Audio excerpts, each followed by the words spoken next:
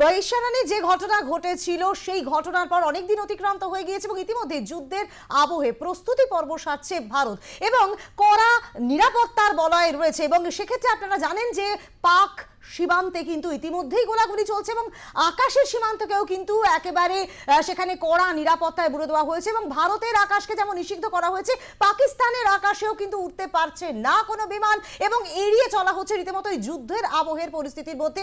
বেশ কিছু বিমান সংস্থা ইতিমধ্যেই আপনারা জানেন যে Lufthansa, British Airways, air France, Emirates সহ একাধিক বিমান সংস্থার পাইলটদের নির্দেশ দেওয়া হয়েছে কর্তৃপক্ষের তরফে। একটা যুদ্ধের আবহ কিন্তু ইতিমধ্যেই রয়েছে, প্রস্তুতি পর্ব চলছে এবং পাক এবং ভারতবর্ষের মধ্যে রীতিমতো একটা অস্থির পরিস্থিতি রয়েছে। এই পরিস্থিতিতে দাঁড়িয়ে পাকিস্তানের আকাশ সীমা এড়াচ্ছে বিভিন্ন বিমান সংস্থা, Lufthansa, British Airways, air France, Emirates সহ একাধিক বিমান সংস্থার পাইলটদের নির্দেশ দেওয়া হয়েছে পাকিস্তানের সমস্ত যে বিমান তাদেরকে কিন্তু ভারতের আকাশে নিষিদ্ধ করা হয়েছে বেশ কিছুদিন আগেই। এবং এই মুহূর্তে বিভিন্ন যে বিমান সংস্থা রয়েছে যে কোনো মুহূর্তেই যুদ্ধ আসন্ন, তারই পরিপ্রেক্ষিতে তারা কিন্তু একেবারে বিমান সংস্থার পাইলটদের নির্দেশ দেওয়া হয়েছে বেশ কিছু সংস্থার তরফে। Lufthansa, British Airways, air France, Emirates সহ একাধিক বিমান সংস্থার পাইলটদের নির্দেশ কর্তৃপক্ষের। আমরা এই বিষয় নিয়ে কথা বলবো আমাদের প্রতিনিধি সঞ্জু সুরের সাথে।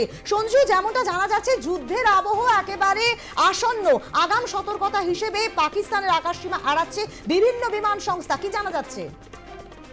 হ্যাঁ দেখো, যেভাবে আন্তর্জাতিক খ্যাতিসম্পন্ন চারটি বিমান সংস্থা তারা পাকিস্তানের আকাশকে এড়িয়ে যাওয়ার বার্তা দিয়েছে এবং তাদের পরিষ্কার বক্তব্য যে রকমের ভারত এবং পাকিস্তানের মধ্যে যে যুদ্ধ পরিস্থিতি তৈরি হয়েছে তাতে করে পাকিস্তানের আকাশ সীমা নিরাপদ নয়। এবং তুমি দেখো যে তারা কিন্তু এই কথা একবারও বলেনি যে ভারতের আকাশ সীমা নিরাপদ নয়, তারা ভারতের আকাশ সীমা ব্যবহার করছে। অর্থাৎ এই যে এয়ার ফ্রান্স, লুফথানসা হচ্ছে জার্মান বিমান সংস্থা, এতিহাদ যেটা আরব আমিরাতের বিমান সংস্থা, ব্রিটিশ এয়ারওয়েজ, এই চারটে অত্যন্ত গুরুত্বপূর্ণ আন্তর্জাতিক খ্যাতিসম্পন্ন বিমান সংস্থা তারা পাকিস্তানের এয়ার স্পেস ব্যবহার করার ক্ষেত্রে নিষেধাজ্ঞা জারি করেছে বা বলা ভালো এড়িয়ে যাচ্ছে। এতে একটা জিনিস তো পরিষ্কার যে সেটা হচ্ছে যে পাকিস্তানের আকাশসীমা ব্যবহারের ক্ষেত্রে তারা মনে করছে যে এটা যথেষ্ট পরিমাণে ঝুঁকিপূর্ণ হতে পারে।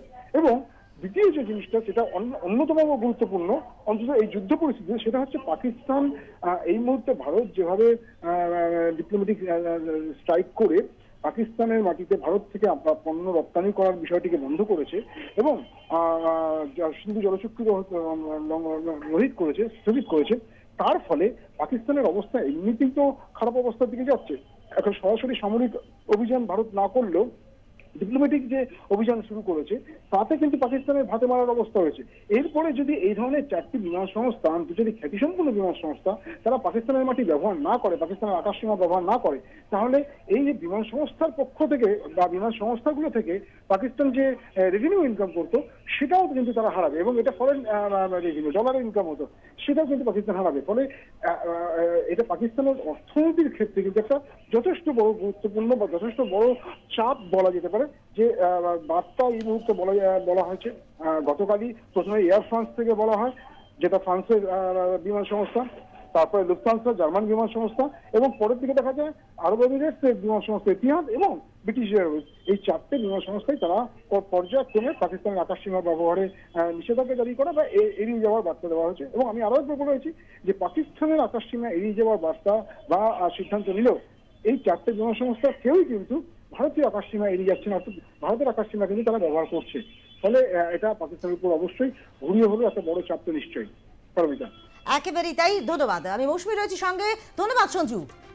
Lufthansa, British Airways, air France ইত্যাদি বিভিন্ন বিমান সংস্থা এবং আন্তর্জাতিক যে সমস্ত বিমান সংস্থা তাদের পাইলটদের নির্দেশ দেওয়া হয়েছে পাকিস্তানের আকাশ সীমা যাতে তারা ব্যবহার না করেন, কারণ যুদ্ধের আবহে আগাম সতর্কতা হিসেবে এই পদক্ষেপ এমনটাই মনে করা হচ্ছে।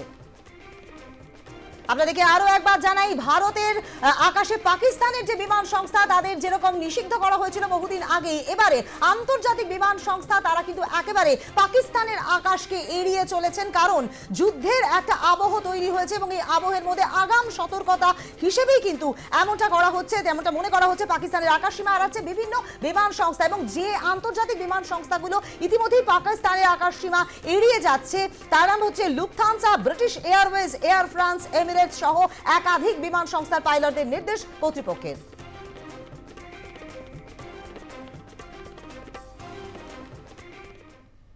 প্রত্যাঘাত এখন শুধুমাত্র সময়ের অপেক্ষা। স্বরাষ্ট্র মন্ত্রকের তরফ থেকে বলা হয়েছে যে যদি যুদ্ধ পরিস্থিতি তৈরি হয় তাহলে সাধারণ মানুষ কি করবেন, সে কারণে কিন্তু আগামীকাল মক ড্রিলের ব্যবস্থা নেওয়া হয়েছে। প্রত্যাঘাত শুধুমাত্র সময়ের অপেক্ষা। প্রস্তুতিতে রাজ্যে রাজ্যে কেন্দ্রে অ্যাডভাইসারি। 7ই মে সিভিল ডিফেন্সের মক ড্রিল করানোর নির্দেশ। যুদ্ধের সময় কি করণীয় জানাতে সাধারণ নাগরিক ছাত্রদের সামিলের নির্দেশ। স্বরাষ্ট্র মন্ত্রকের তরফে আপৎকালীন পরিস্থিতির জন্য প্রস্তুত থাকার নির্দেশ দেওয়া হয়েছে বেশ কিছু রাজ্যকে এবং আগামীকাল মহড়া চালাতে বলা হয়েছে রাজ্যগুলিকে। আপনাদেরকে আরো একবার জানাবো, প্রত্যাঘাত শুধুমাত্র সময়ের অপেক্ষা। প্রস্তুতিতে রাজ্যে রাজ্যে কেন্দ্রের অ্যাডভাইসারি। 7ই মে সিভিল ডিফেন্সকে মক ড্রিল করানোর নির্দেশ। যুদ্ধের সময় কি করণীয় জানাতে সাধারণ নাগরিক ছাত্রদের সামিলের নির্দেশ। স্বরাষ্ট্র মন্ত্রকের তরফে আপৎকালীন পরিস্থিতির জন্য প্রস্তুত থাকার নির্দেশ দেওয়া হয়েছে বেশ কিছু রাজ্যকে।